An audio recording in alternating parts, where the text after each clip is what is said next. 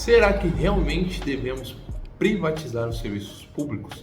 Será que isso de fato vai aumentar a eficiência do serviço público? É isso que a gente vai discutir aqui nesse vídeo e um pouquinho mais.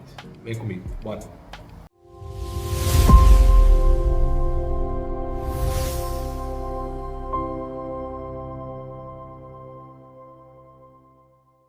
Para a gente entender sobre privatização do serviço público, a gente tem que entender melhor um pouquinho de história.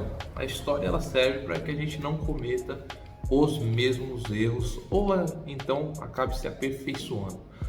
Bora lá! Primeiro a gente tem que estudar um pouquinho de três correntes de pensamento. A gente vai começar pelo liberalismo. O liberalismo ele surgiu, gente, frente ao absolutismo e ao mercantilismo. O que era isso? Pensa que tinha um acúmulo de poder e riqueza nas mãos do rei. Então as relações econômicas eram reguladas e havia um monopólio estatal, fazendo com que só o rei fosse favorecido. E aí o liberalismo ele surge para enfrentar essa ideia do absolutismo e do mercantilismo. Ele fala o seguinte: calma aí, não tem que ter intervenção estatal nas relações econômicas.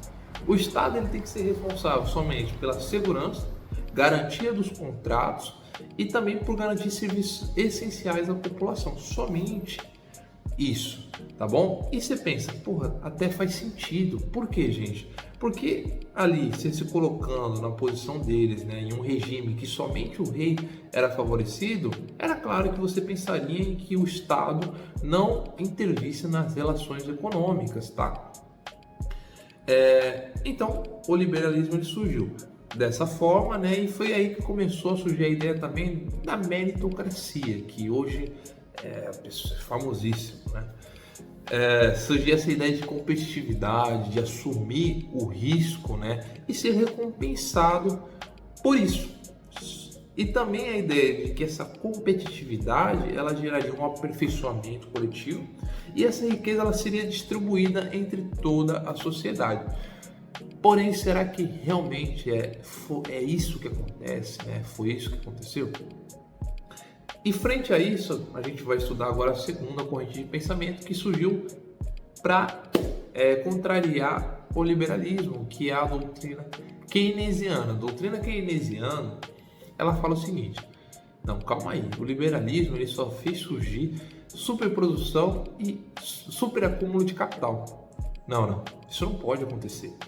Tá? Isso gera desigualdade social desenfreada. A gente tem que ter uma intervenção estatal nas relações econômicas individuais, tá? O Estado ele tem que intervir nas políticas fiscais, nas políticas salariais, trabalhistas, né? Tem que garantir a redistribuição de renda, tem que atuar no bem-estar social, porque as relações econômicas e o bem-estar social eles estão conectados, tá? E aí ele veio com a ideia dessa maior igualdade social através da intervenção estatal nas relações econômicas. Só que você pensa, gente, isso começa a afetar quem, esse tipo de pensamento? As elites econômicas e políticas que eram detentoras do capital, né? Porque essa ideia de intervenção estatal acaba intervindo nas elites, perfeito? E aí a gente volta novamente com as ideias liberais, só que agora em forma, né, uma releitura, né, chamada de neoliberalismo. E o neoliberalismo ele vem pregando basicamente a mesma coisa do liberalismo. O Estado ele não pode ficar intervindo nas relações econômicas. Isso prejudica a liberdade das pessoas, a competitividade, tá? O Estado ele tem que atuar somente no setor social ali. Tá? Então ele veio demonizando, né, essa questão de direitos sociais. Os direitos sociais eles seriam uma forma de privilégio que acabava prejudicando a competitividade, seria um desperdício de dinheiro, né? Ele veio demonizando os sindicatos, ele veio demonizando os servidores públicos que seriam ineficientes e também seriam uma forma onerosa de gasto para o Estado. E foi aí que começou a surgir essa ideia de privatização.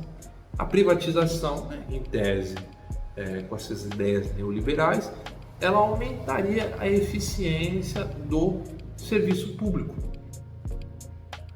Mas será, gente, que é isso mesmo? Será que de fato você privatizar, colocar as empresas privadas para desempenhar um serviço público aumentaria a eficiência? Calma, vamos ver. Para isso eu vou fazer alguns questionamentos aqui para a gente refletir junto. Aumentar a eficiência, mas aumentar a eficiência para quem? Aumentar a eficiência para toda a população ou para a parte privilegiada da população? Qual o objetivo da privatização? É oferecer um serviço de qualidade com baixo custo ou então é o lucro? Quando um cara ele é um empreendedor, ele assume o risco para ter o quê? Lucro, tá? Então será que ele se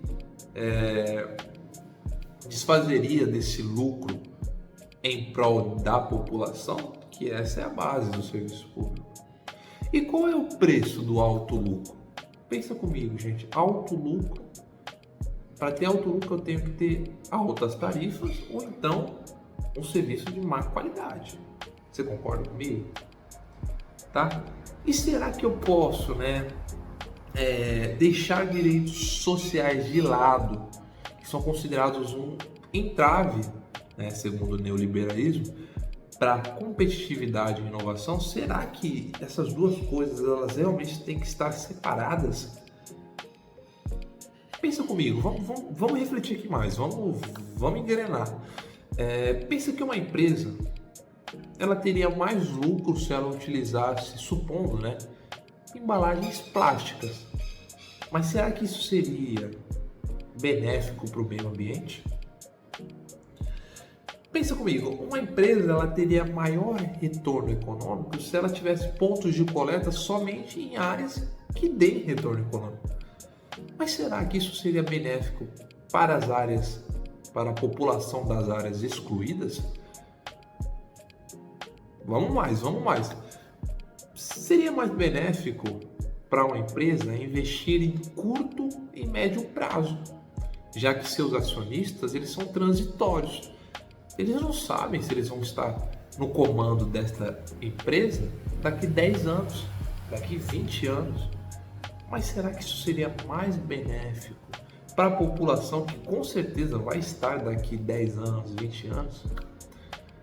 Principalmente quanto à manutenção, gente. Então, esses pontos que eu comentei aqui, vejam que todos eles são entraves, para a obtenção do lucro. São coisas nas quais é necessária haver uma intervenção estatal para regular, porque uma empresa privada ela não vai se importar com essas coisas, porque ela está objetivando o lucro. Então direitos sociais são tidos como um entrave.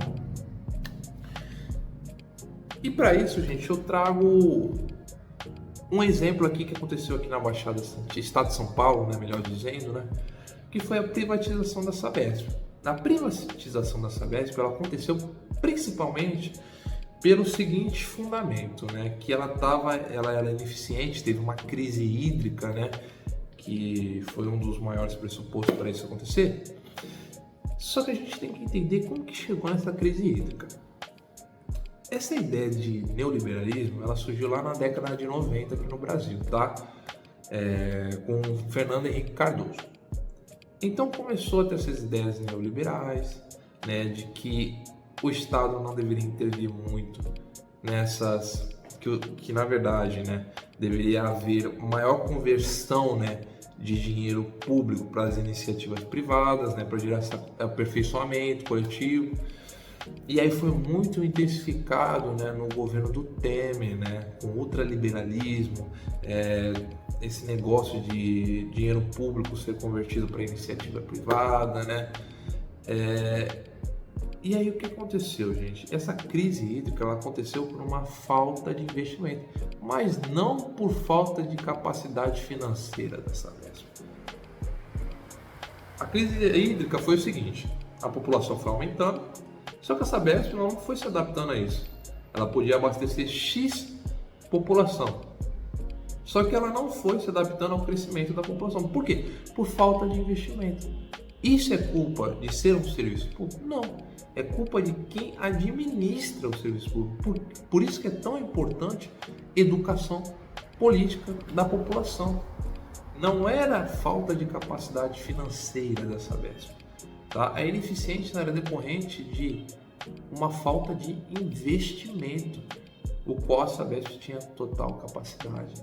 E aí a gente vai analisar quando teve a comissão para privatizar, né? Uma comissão para analisar essa privatização, né? Foi apontado os pontos que eu acabei de descrever aqui para você. Risco de áreas menos rentáveis serem prejudicadas, risco de privilegiar o lucro privado, tá? Risco de afetar a autonomia de saneamento dos municípios, tá? Então essas coisas foram apontados, né, nessa comissão que teve para analisar a privatização, e foi o que de fato ocorreu. Tá? Eu digo isso com base no projeto de lei da Sabesp. O projeto de lei, primeiro, não teve participação popular. As audiências públicas, elas foram todas canceladas. Tá? Foi um grande esquema para privilegiar o sistema privado. Segundo, as autonomias de saneamento dos municípios foi muito prejudicada, porque agora eles têm que se submeter a uma regionalização de saneamento. E principal, gente, agora a água ela é tida como um ativo econômico. Ela é vista com o objetivo de lucro.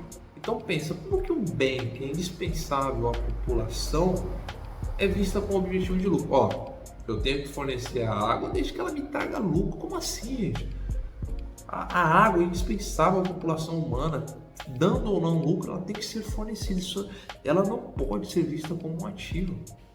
E hoje, no projeto de lei, diz que o escalonamento tarifário da Sabesp, ele não pode ser freado. Olha que perigo.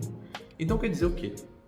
Que mesmo que esteja sendo prestado um serviço de má qualidade, a agência reguladora que fiscaliza a Sabesp, ela não pode frear o aumento da tarifa. Por quê? Porque se existir um equilíbrio econômico-financeiro do contrato, a Sabesp pode aumentar a tarifa. Aí você fala, se existe um equilíbrio econômico, não quer dizer que isso é bom para os dois lados? Não, porque nem sempre porque existe investimento quer dizer que o serviço esteja sendo prestado de uma forma com qualidade, né? Por quê? Porque eu posso estar investindo na cidade de São Paulo, mas cidades menos rentáveis estarem com interrupção de fornecimento constante, água com tratamento ruim. Então nem sempre é bom. Então você vê que a iniciativa privada ela foi totalmente favorecida. E essa falta de regulação estatal, ela acaba prejudicando quem? A população. E aí, gente, eu termino com a seguinte ideia que eu quero passar, que é a principal aqui, tá? Se vocês forem pesquisar outros casos de privatização, você vê que tem os mesmos problemas, né, de privilegiar o lucro privado frente ao bem-estar da população. Pensa o seguinte, gente, a ideia de igualdade e justiça social é totalmente contrária às ideias neoliberais, essa ideia de competitividade, de assumir o risco. Por quê, gente? Porque nunca vai existir meritocracia sem igualdade social. Como que eu vou cobrar mérito de alguém que não tem a mesma igualdade de condições que eu? Hoje, o que acontece é o seguinte, a desigualdade social ela serve como um estímulo, tá? Ela serve como uma justificativa para estimular a competitividade e o aperfeiçoamento. É o quê? Você está nessa situação porque você não tem mérito, porque você não mereceu. Mas calma aí, como você não mereceu se você não tem igualdade de condições para estar no mesmo nível de competitividade com aquela outra pessoa? Então, a ideia da igualdade social para o neoliberalismo não existe, porque nunca vai existir meritocracia, tá? Sem igualdade de condições. Perfeito? Espero que tenha dado para entender o que eu quero dizer, tá? Espero que a ideia da privatização ser algo ruim para o serviço público eu tenha conseguido passar essa ideia. O serviço público, gente, ele não objetiva lucro. Ele nunca pode objetivar lucro. O serviço público, desde que ele esteja sendo prestado com qualidade e com tarifas acessíveis, ele é um serviço público bom, não importa se ele está tendo prejuízo. Por quê? Eu estou tendo prejuízo, o Estado está tendo prejuízo. Mas se está tendo retorno econômico para a população, se está tendo investimento no serviço público a longo prazo, para que seja colhido lá na frente, está bom. É isso que importa para o serviço público. Então, você misturar lucro com serviço público é uma ideia totalmente antinatural, contrária. Perfeito? Valeu, gente. Deixa o like aí no vídeo, tá? É muito importante para me ajudar. Deixa um comentário com crítica, tá? Com apoio, não importa, só deixa um comentário aí. E obrigado pela atenção.